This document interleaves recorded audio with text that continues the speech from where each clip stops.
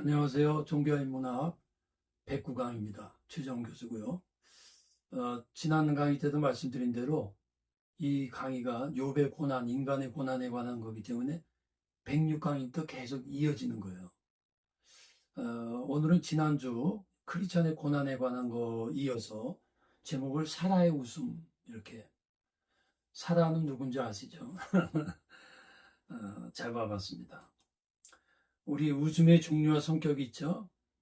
이거 말고도 여러 가지가 있겠지만 대략 미소, 폭소, 비웃음, 허탈한 웃음, 억지 웃음, 사악한 웃음, 이런 여러 종류의 웃음을 있고, 우리가 여기 있는 거 웬만한 거 다 우리도 이런 거 한 번쯤 웃어봤을 거예요. 사악한 웃음 여러분 안 웃었겠지만 그거 빼놓고는 뭐 다 우리가 이렇게 인간이, 그래서 인간은 웃는 존재죠. 뭐 다 뻔한 얘기지만 동물은 인간과 같이 울어요. 동물이 우는 거 다 알죠? 근데 동물은 웃지 않아요. 인간이 왜 웃냐? 감정의 문제인데, 그 감정, 뭐 동물은 감정이 없냐? 그런 의미가 아니고, 어떤 지식에 의해서, 언제, 어떤 경험인가, 누가 우는가. 예. 똑같은 사건을 보고 어린 나이는 울 수 있어요. 어른은 울 수 있다라는 거예요. 그래서 본론으로, 사라의 웃음, 두 가지의 웃음이 있어요. 하나는 비웃음이 있고, 하나는 참된 즐거운 웃음이 있어요. 자, 성경 보면, 사라가 비웃은 적이 있어요. 그가 이르되 천사야. 아브라함이 지나가는 나그네 3명을 대접했는데 창세기에 나오죠. 그게 천사라고. 그러면서 그 천사들이 아브라함한테 뭐라고 하냐면, 내년 이맘때 내가 반드시 내게로 돌아오리니 내 아내 사라에게 아들이 있으리라. 아들 낳겠다. 그동안 뭐 아이를 못 낳았잖아요. 그리고 고대 사회에서 여성이 아이를 못 갖는다는 거는 오늘날하고 완전히 달라요. 그때는 아이 낳는 것이 전부예요, 여자로서. 그러니까 여자의 존재 가치가 없는 거나 마찬가지야. 지금 사라가 그 뒤 장막문에서 들었다. 사라가 속으로 웃고 이르되 내가 노쇠하고 내 주인도 늙었으니 무슨 즐거움이 있으리요. 비우는 거죠. 뭘 비우는 줄 아세요? 지금 하나님의 말씀을 비우는 거예요. 예. 즐거운 웃음. 근데 아브라함이 그의 아들 이삭이 그에게 태어날 때 100세라 사라가 가르되 하나님이 나를 웃게 하신. 이건 진짜 웃음이야. 이전에는 비웃었어. 근데 지금은 진짜네? 이렇게 되는 거죠. 네, 진짜 즐거운 거죠. 첫 번째 비웃음은 말씀드린 대로 노쇠한 자신에게 아이를 낳는다는 하나님의 말씀에 대한 비웃음이에요. 여러분, 사람만 그럴 것 같아요? 우리는 노골적으로 하나님 말씀 이렇게 비웃지는 않지만 속으로 비웃어. 어떻게 비웃어요? 머리로. 그게 될까? 두 번째 즐거움은 받아들이기 어려운 사실이 말씀대로 성취되어 자신의 아이를 정말 갖게 되니까 웃는 거예요. 근데 두 웃음 차이의 원인이 있어요. 사라의 비웃음의 원인은 하나님이 자신에게 하신 말씀이 인간의 일반적 경험과 일반적 이성 때문에 어긋나잖아. 세상에 그런 일이 어떻게 일어나? 지금도 얼마나 많은 사람들이 기독교를 비웃어요. 왜 비웃죠?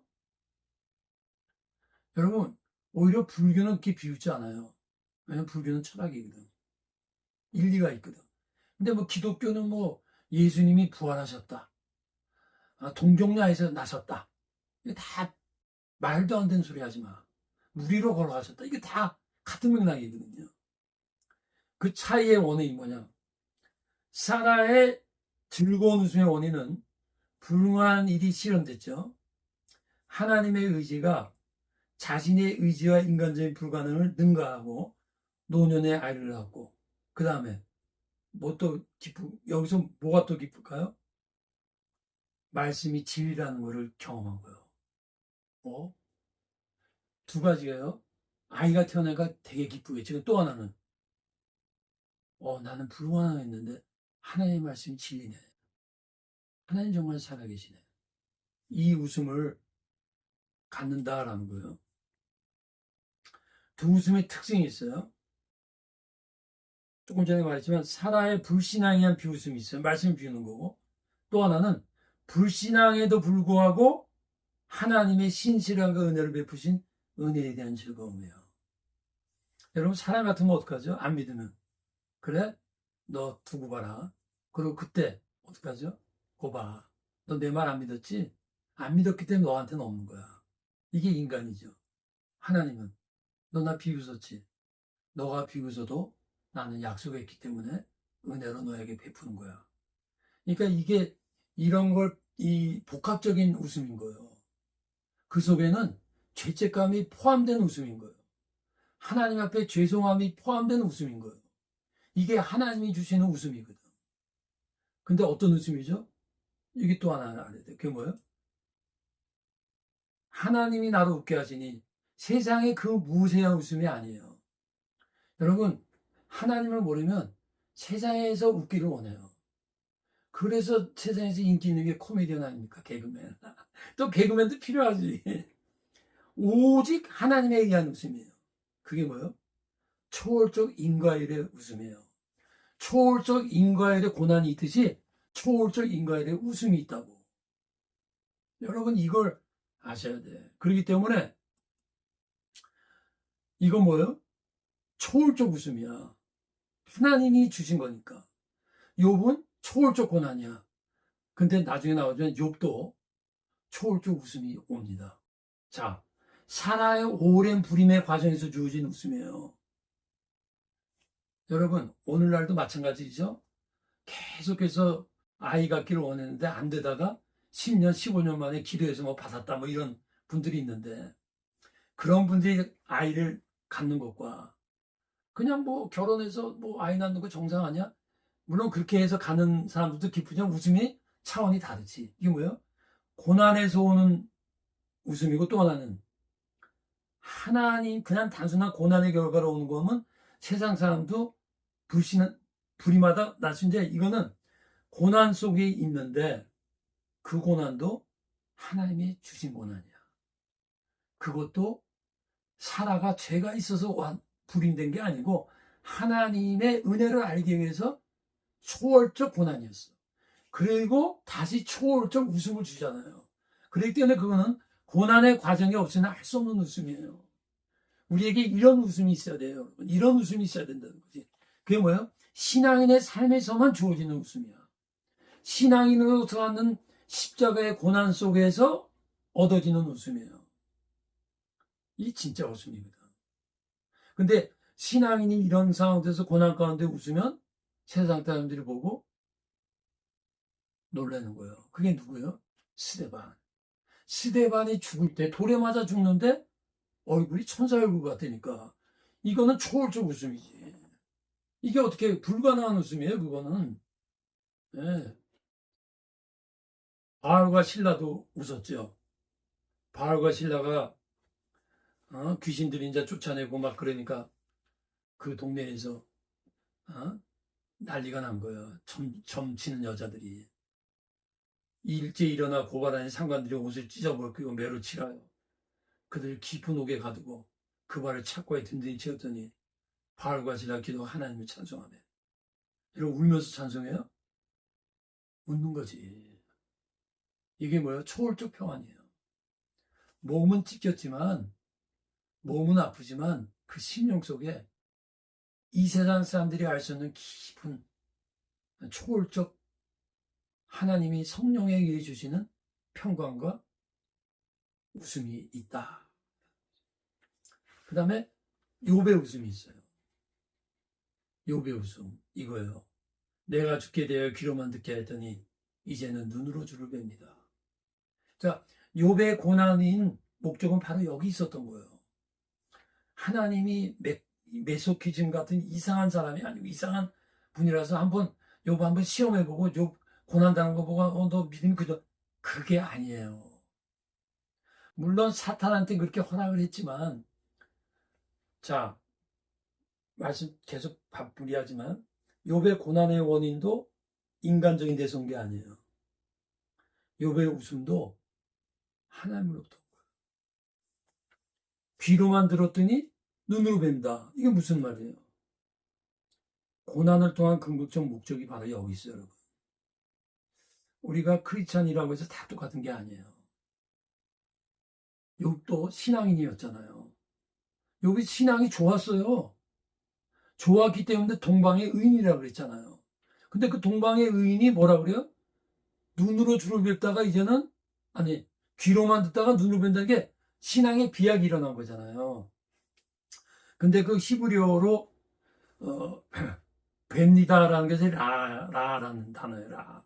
라는 뭐냐면 배우는 게 아니고 경험하고 깨닫는 거예요. 만나는 거예요. 고난 이전의 하나님과 다른 하나님을 경험하는 거야. 같은 하나님인데 다르게 경험되는 거지. 고난 이전보다 더 깊은 하나님의 영역을 경험하는 거예요. 여러분, 이런 것을 우리가 한번 사모해야 돼요. 우리의 고난이 무의미하고 하나님 나 예수 잘 믿었는데 왜 이렇게 고난입니까? 그거 벌써 이미 욥의 세 친구와 같은 논리에 빠져 있는 거야. 나 잘 믿는데 왜 고난해? 그거 뭐예요? 똑같지. 잘못 믿어서 내 이런 게 아니고 잘 믿으면 축복해주고 형통했는데 그러니까 많은 사람들이 욥의 세 친구에 무지한 말로 살아간다니까. 그거 아니잖아요. 물론 우리가 욥과 같은 큰 고난 아니더라도 우리의 고난을 이걸 통해서 내가 하나님이 이전보다 더 깊이 본다는 축복의 도구고 축복의 매개체라는 의식이 있어야 돼요. 그러니까 이건 뭐냐면 하나님을 단순히 교리적 지식이나 철학적 논리나 사변을 통한 추상적 지식이 아닌 실존적인 만남이에요. 물론 우리 보통 크리스찬 이 정도는 아니더라도 조금 아까 말한 거예요. 알게 모르게 이미 너무 거기에 꽉 그 메커니즘에 빠져 있는 게 뭐예요?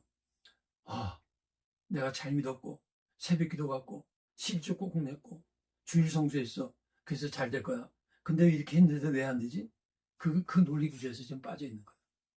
물론 그렇다고 해서 그렇게 하지 말라는 의미가 아니에요. 주님을 뵙는다는 것은 하나님을 깊이 체험함으로 또 은혜가 뭐냐면 이렇게 체험하면 이전보다 하나님을 더욱 실존적 존재로 모시게 돼. 이게 좀 어려운 말 같지만 간단한 말이에요. 내가 하나님이 이전보다 더 리얼하게 뵙기 때문에 그냥 그 경험으로 끝나는 게 아니고 그것 때문에 내 삶 속에 하나님을 더 리얼하게 모시고 살아가는 거예요. 이게 축복이라고. 그러니까 우리 고난에는 이게 고난의 궁극적 목적이에요. 우리를 위한 거지. 말씀드린 대로 눈으로 주는 신앙의 비약이에요. 그건 무슨 비약이에요? 고난 이전에 알지 못한 진리를 알게 하는 거예요. 그러니까 여러분, 우리가 고난 속에서 원망만 하면 이런 존재까지 못 따른다는 것이 광야의 비유예요. 그 사람들 다 광야에서 멸망했기 때문에 지옥 갔다. 그런 의미가 아니에요. 천국 갔을 거예요. 제가 보기에. 그럼 그건 뭐냐? 광야에서 40년 그들은 신앙의 비약을 이루기를 원한 거야, 하나님이. 이런 보다 깊은 하나님 만나기를 원했는데 거기서 너희들 떨어졌다는 거지. 그러니까 고난 이전에 알지 못한 진리를 모르는 거야. 왜? 원망만 했으니까. 고난은 이전에 가지지 못한 신령을 소유하는 거야. 고난 이전에 볼 수 없던 새로운 영안이 열리는 거예요. 그러니까 이 고난을, 중요한 건 이 고난을 승화시켜야 돼요. 고난이 있다고 저절로 이렇게 되는 건 아니에요, 여러분. 고난이 있어도 그거를 신앙적으로 때로는 우리가 원망도 하죠. 원망도 하지만 점진적으로 조금씩 더 나아야 돼요. 그게 뭐예요? 존재의 비약이에요. 하나님에 대한 보편적 존재의 인식을 알게 되고 하나님에 대한 신적 지식이 어려운 말이 아니고 깊은 체험을 하니까 생각이 바뀐다는 거야. 이제부터는 하나님을 너무나 고난 속에서 깊이 만나니까 그냥 보통 생각 없이 그저 세상 사람들이 사는 생각이 아니라 하나님에 의해서 오는 신적 지성, 하나님의 영적 감성, 일반적 감성이 누가 때리면 아프고 누가 나한테 욕하면 10번 되돌려 욕하고 그런 게 아니고 그걸 우리의 인간의 의지를 그렇게 안 되잖아요. 한 대 때리면 2대 때려주는 게 인간인데 내 의지로 되는 게 아니에요. 우리가 뭘 하려면 보다 깊은 걸 가져야 돼. 이런 얘기예요. 내가 가난할 때는 길거리 가서 콩나물 파는 아줌마한테도 500원이라도 깎으려고 그랬는데 로또리 당첨이 됐어. 물론 비유가 좀 그렇지만 엄청난 고난을 통해서 백만장자가 됐어. 그러면요, 여유가 생기잖아요. 응? 남한테 줄 수 있는 여유가 생긴다. 하나님에 대한 절대적 가치 세계관 도덕관을 소유하는 거예요. 이게 존재의 비약이에요. 존재가 바뀌는 거라니까. 눈으로 주를 뵌다는 그래서 뭐예요? 초월적 존재의 삶을 사는 거예요. 고난에 대한 초월적 삶을 산다는 건 뭐냐면 고난을 초월해서 고난이 없다는 게 아니라 이전에도 초월의 의미를 말씀해서 초월은 불기둥 말이죠. 초월은 하늘에 있는 것 자체도 의미하지만 그것이 땅에 내려오는 게 초월이에요. 불기둥은 불기둥 때문에 따뜻함을 느꼈잖아. 근데 불기둥 자체는 하늘에서부터 왔다고. 고난에 대한 초월은 뭐냐면 고난 속에서 하나님의 은혜로 혹은 말씀으로 그것을 이겨내는 거예요. 그래서 이겨내는 거고 고난을 보는 관점이 바뀌는 거야. 이제는 고난하면 이거 어떡하지? 그게 아니라 새로운 관점으로 보고 호기심을 갖고 이 다음엔 또 무슨 변화가 일어날까? 고난에 대한 초월적 인과율의 인식이 있는 거야. 아, 이거는 나의 어떤 죄 때문이 아니다. 이건 하나의 분명한 어떤 목적이 있을 거다. 이게 눈으로 주를 배운다는 거지. 대표적인 것이 이전에도 있지만 하박국 선지자 뭐예요? 초월적 사람이 뭐예요? 비록 무화과 나무가 무성하지 못하며 포도나무에 열매가 없으며 감람나무에 소출이 없으며 이게 뭐예요? 절대 빈곤이에요. 삶의 한계성. 완전히 그냥 그 다음 하박국에서 초월적 웃음이 있다고. 한계성의 극과 초월의 근원 보세요. 나는 여호와로 말미암아 즐거워하며 이거잖아요. 하나님이 누구죠? 물질이 아니라 다시 돌아가 보면 아무것도 없잖아요. 오늘날만은 빈털털이야. 예. 여러분, 이렇게 없다는 건 사실 물질할 만한 게 이렇게 없으면 어떻게 되죠? 사람들도 다 떠나요. 사람들이 나를 뭐 어떻게 조롱한다고. 사회적 신분, 명예 다 떠났다는 얘기예요. Nothing. 아무것도 없다는 거예요. 근데 역설적으로 거기서 끝나서 아주 그냥 비참해지고 원망하는 게 아니고 여호와로 말미암아 즐거워. 이게 뭐야? 초월적 웃음이지. 하나님으로 기뻐. 이게 뭐야? 이게 초월적 웃음이지. 그러니까 하박국도 사라도 바울과 실라도 욥의 공통점이 뭡니까? 극심한 고통 속에서 하나님으로부터 오는 즐거움과 초월이 있었던 거예요. 초월적 웃음이 있었다라는 거지. 주 여호와는 나의 힘이시라. 그런 역경 속에서 초월적 심, 내 스스로 힘내자가 아니에요. 여러분 고난 지그하고 실패한 사람한테 힘내. 다음에 또 이거 속으로 만족해요. 야, 너 알지 못한 가만히 나 있어 이런다고. 사랑하는 사람이 떠난 장례식에 가서 말 못하잖아요. 더 좋아질 거야. 그거는 신뢰에 그 사람들이 신용을 우리가 어떻게 할? 그때는 기도밖에 없어. 예수님의 초월적 평강이 그게 근원이라는 거지. 보세요. 나의 발을 사슴과 같게 하사 나를 나의 높은 곳이 뭔지 아세요? 우리 속에 그런 잠재력이 있다는 거야. 초월적 삶을 살 수 있는 것이 나의 높은 곳으로 다니게 하시리로다 라는 거죠. 이게 얼마나 멋있는 고백이에요. 여기까지 한번 우리 크리스찬이 가봐야 되는데 여기까지 잘 못 가거든. 저도 마찬가지고 잘 못 가요. 거기까지. 나를 나의 높은 곳으로 다니게 하시리로다. 이게 초월적 삶 아닙니까? 웃는 거지. 이전에도 말했죠, 여러분. 제가 미국에 처음 왔을 때 그 미국에 들어가서 유언하게 하이 그래요. 너 높은 데 올라갈래 그래요. 왜냐면 우리 속에 높은 게 있거든. 육체적으로도. 그게 뭐예요? 마약이라는 성분이 들어오면 그게 마약하자는 얘기예요. 유언하게 하이 그러면 너 마약할래 왜 갔다? 한국말로 뭐라 그러지 그럼? 홍콩 갈래? 그런 말 한다. 한국에서 한때 홍콩 분들이 그런 말 하죠. 그게 뿅 가게 한다는 거거든. 같은 얘기예요. 근데 하나님은 하박국은 나를 나의 높은 곳 있다는 거예요. 잠재성. 초월의 잠재성이 우리 속에 있는데 그것을 초월을 실현시킨다는 거예요. 인간의 한계성 속에서 아무것도 없는데 초월의 가능성으로 가는 거예요.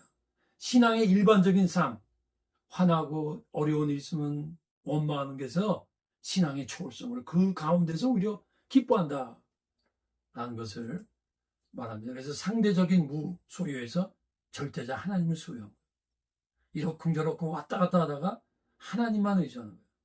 고난의 한계에서 초월자의 웃음이 있었다. 그게 뭐예요? 이런 사람은 세상에 감당하지 못하는. 히브리서 12장 이런 사람은 초월적으로 사는 사람 세상에 감당 못해요. 감당 못할 뿐만 아니라 이해를 못해요. 그리고 반대하고 핍박해요. 그리고 일반적 자연들이 이런 사람을 살 수가 없는 거예요. 그러니까 기독교인들이 기독교인이 당한 고통 때문에 기독교만 갖는 특권이 있는 거예요. 거기까지 가지 못하면 좀 빨리 하고 지나가겠습니다. 고난을 그럼 왜 어렵겠냐? 고난당한 것이 내게 유익이라. 이러면 내가 주의 유익과 배움이 있는 거예요. 이제까지 말한 거. 고난이 오면 하나님 찾는 거예요. 나 하나님 알고 있는데 그게 아니라 실존적으로 찾는 거예요. 피상적인 거 말고. 한계를 실존적으로 경험하는 거예요. 고난이 그렇게 크지 않으면요. 내가 뭐 한계가 있지. 그런 거는 입술에 바른 말이고, 진짜 고난에 갈 땐 내가 진짜 아무것도 못한다. 고백이 나오는 거예요. 근본적 죄인임을 알게 되는 거예요. 그때 가서 초월적인 삶을 추구하게 된다. 유익은 뭐예요? 말씀을 실존적으로 하는 거야. 고난 속에서. 실존적으로 체험하는 거예요. 그것에 대한 실존적 의식이 생기고 세계관의 변화가 일어나는 거예요. 그 다음에 배운다 그러죠. 그런 유익이 있고 또 하는 거예요? 주의 윤례를 배우는 거예요. 처음에는 유익이 있고 주의 윤례를 배운다는 거예요. 주의 윤례가 뭐예요? 하나님의 말씀이 진리됨을 믿지요, 여러분. 실존적으로 알게 돼요. 그게 눈으로 보던 귀로 듣던 하나님을 눈으로 본다는 거예요. 고난을 통해서 알 수 있는 진리를 알게 되는 거예요. 그게 윤례래요. 여러분, 제가 지금 성경 공부 시키지 않습니까? 이거는 실존적으로 배우는 게 아니에요, 여러분. 이게 있고 그 다음에 여러분이 실존적으로 고난을 당하면 그때 가서 최정원 교수가 말한 게 진짜였네 이렇게 되는 거예요. 그러니까 여러분은 고난을 통해서 컨펌을 해야 돼. 영어로 컨펌, 확인을 해야 돼. 고난 없이 말씀에 무관심했다는 걸 깨닫게 돼. 고난 올 때 내가 피상적인 신앙인이었구나. 고난 없을 때 인간적인 욕망으로 살았구나 라는 걸 알게 돼요. 여기까지 하겠습니다. 감사합니다.